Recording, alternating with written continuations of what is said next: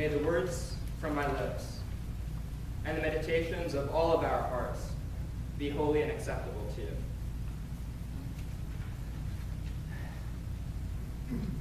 So, you know the poet Allen Ginsberg? He's the guy who wrote How, the poet laureate of the Beat generation of the 50s and 60s. Some of you might remember better than others. His poem, How, reads like the lament of some old Hebrew prophet. In it, Allen Ginsberg traces the misfortunes and travails of his dearest friends and the society that beat them down again and again. You see, the New York of the 1950s, Ginsberg's New York, was not the glimmering city of A Christmas Carol.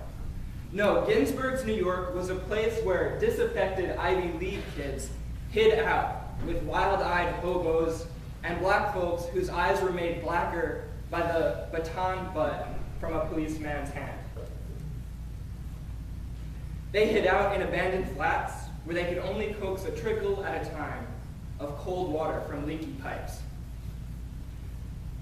It's in this New York that Ginsberg bewails the fate of Carl Solomon, his friend, a man he loved, who was locked up in Rockland Insane Asylum, a few miles away, and zapped over and over again with electroshock therapy till he was just a shell of a person.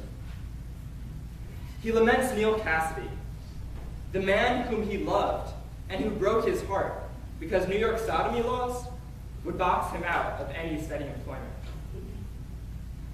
He laments Jack Kerouac, that genius boy who set Ginsberg free and who was slowly rotting away from disease. The poem opens, "I saw the best minds of my generation destroyed by madness, starving, hysterical, naked." Yet, at the very end, in the footnote to his Howl, Ginsberg takes up these broken pieces of lives and bodies and sings. He sings, "Holy, holy, holy. Holy Solomon, holy Kerouac, holy Cassidy, holy the unknown buggard and suffering beggars, holy the hideous human angels." Ginsberg is looking at each of his friends, even each of the homeless folks that he shared flats with. He's looking at these folks the way a medieval monk might hold the knucklebone of some old saint. You know how monks would handle relics? They handled them with care beyond human possibility, creating elaborate gold altars for them, because relics are holy to the monk. They're sacred, they're precious. It's with this monkish care, this awareness of holy, this sense of the precious and sacred, that Ginsberg names each of his friends. And this is how I want to talk about holiness this morning. A lot of us probably don't like the word holy very much. So often, we hear people use it as a way to feel superior to someone else. As if holy was something that you could hold and compare to someone else. My holy is bigger than yours. But, friends, this is not the way that we find holy sketched out in Scripture. Instead, in our first text, Exodus 19, the opening, we can see that the word holy is used as both a declaration and a direction, as a description and a calling. Exodus 19, this passage opens the chapter just after Israel ran away from Egypt, from slavery and oppression. They set up camp in the wilderness of Mount Sinai, in the shadow of this great mountain. And then Eugene Peterson, in his translation from The Message, tells us the story of what Moses did. As Moses went up the mountain of Sinai to meet God, God called down to him from the mountain. God said, Speak to the house of Jacob. Tell the people of Israel, you have seen what I did to Egypt, and how I carried you on eagle's wings and brought you to me. If you will listen obediently to what I say and keep my covenant, out of all the peoples, you will be my special people. The whole earth is mine to choose from, but you're special. a kingdom of priests, a holy nation. This is what I want you, Moses, to tell the people of Israel. So Moses came back down and called the elders of Israel together and set before them all of these words which God had commanded him. And the people were unanimous in their response.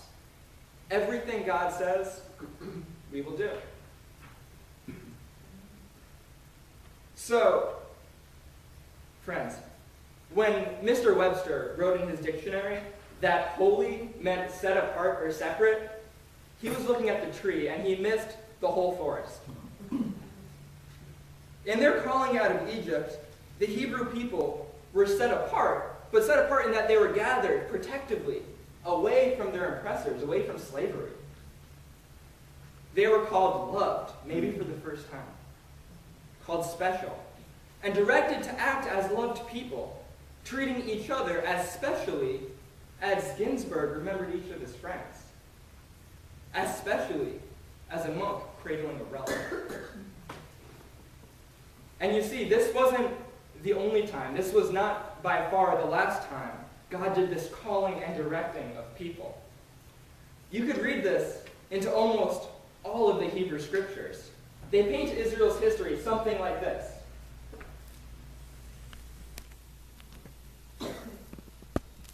The same thing, same sorts of events keep happening over and over again, yet there's always this progress, seemingly, towards something. Here, they're in slavery, and God brings them out, calling them loved, and directing them to love each other. And then, they go into another exile, and the prophet Amos points out that they were abusing the poor people in their cities, and God casts them back out of the land he just brought them into. It might have happened like the way you might look at your child, whom you love more than anything. And yet one day, as you're picking them up from school, you see them hurt or maybe bullied in the schoolyard. You see this happen again and again for a semester. The next time you drive by, you're going to pull them out of that schoolyard and tell them, "You're precious to me. I love you. We don't have to stay in this place anymore."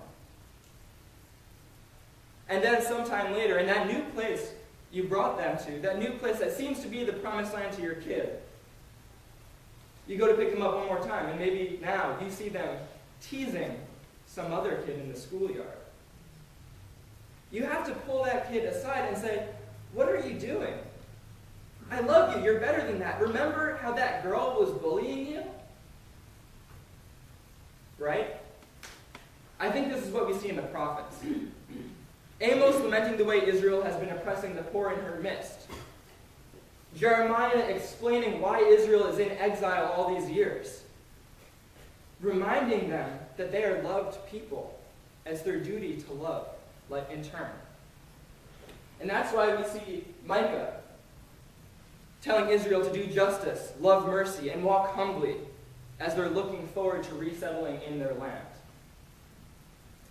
Yet oddly, after all these proclamations of all this taking out of the wilderness, resettling them in the land, exile, after these declarations of how to live as loved people, there's a strange stop in the story.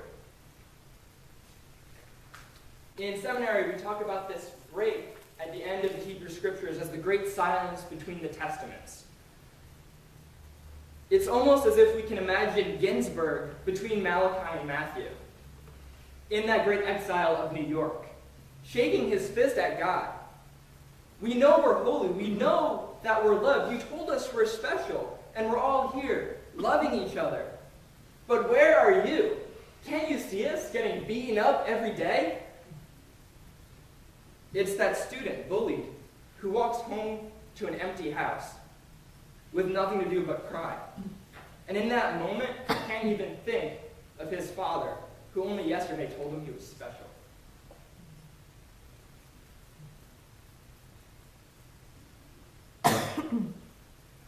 And then, as if out of the ether, we hear a gentle, "The book of the genealogy of Jesus Christ." the son of David, the son of Abraham.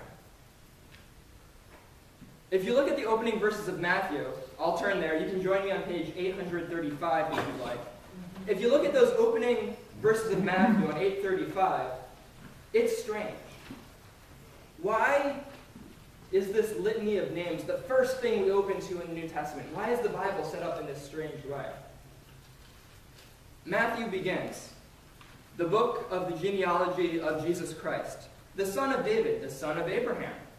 Abraham was the father of Isaac, and Isaac the father of Jacob, and Jacob the father of Judah and his brothers, and Judah the father of Perez, and Zerah by Tamar, and Perez the father of Hezron, and Hezron the father of Ram. I won't bore you with the rest. I think we all get the point.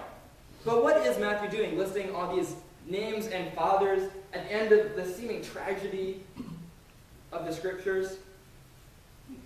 Why is this the very first thing we're supposed to hear after 400 years of seeming silence?